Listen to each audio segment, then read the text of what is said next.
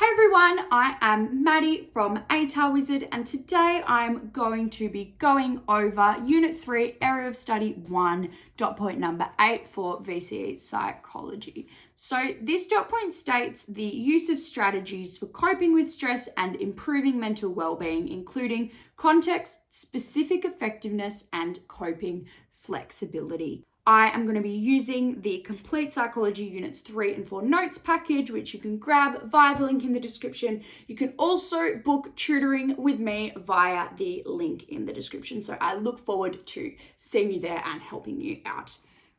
So coping strategies to do with stress, we have the avoidance strategies. So when a person refuses to confront a stressor, so you're looking at say you have a psychology stack, that's your stressor, and you refuse to go, you refuse to study, you refuse to do anything to do with it because you are stressed about it. So you're avoiding it at all costs.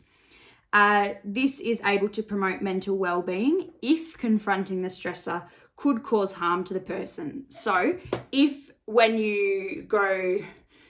for example, your stressor is going to a family event, but there is a chance that something negative will happen at this family event, which will be at harm to you, then this avoidance strategy might be really proactive and it might be a good thing which promotes your mental well-being. However, if the stressor has to be confronted in order for it to go away, like your psychology stack, like if you don't go, there's a solid chance it will just be rescheduled and you'll have to do it the next week.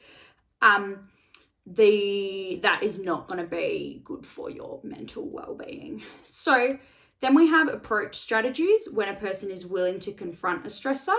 So when you're willing to confront the stressor, it can promote well-being, and it will promote well-being if the stressor being confronted causes it to go away, like a daunting conversation which has to be had. So if you are, say you have a psychology stack, you don't want to go to it, but you know the only way it's going to go away is to approach that stressor, then that is going to be really positive for your mental well-being when you approach it.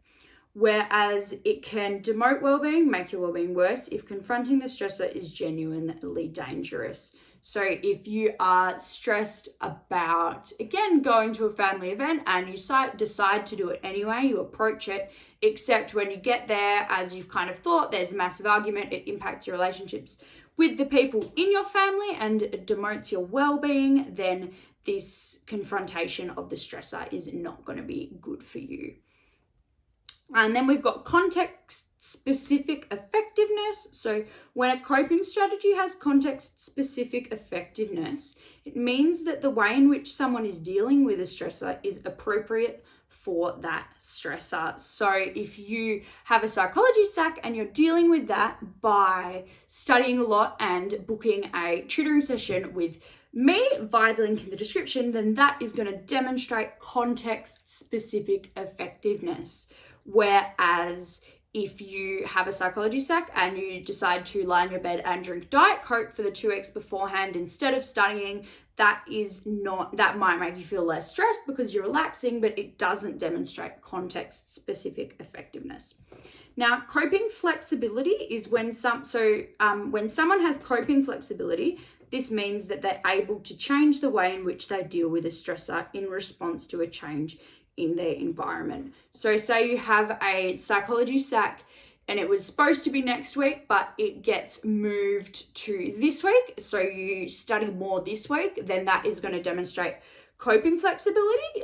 You've changed your way of dealing with this stressor as the stressor has changed. Whereas if you don't change the way you deal with it, like your psychology stack gets moved to sooner rather than later and you don't rearrange your study schedule to make that work, then that is not going to be so effective and it's not going to show coping flexibility. Now, that is it, I believe, for this dot point. So again, you can grab these notes via the link in the description and you can grab one-on-one tutoring with me via the link in the description. Now, next episode, next episode we're going to move on to Unit 3, Area of Study 2, which is Approaches to Understanding Learning, and we are going to look at classical conditioning and operant conditioning. So stay tuned for that episode. Make sure to like and subscribe, and again, check out the links in the description. Now, I will see you next episode. Thank you so much for watching. Bye.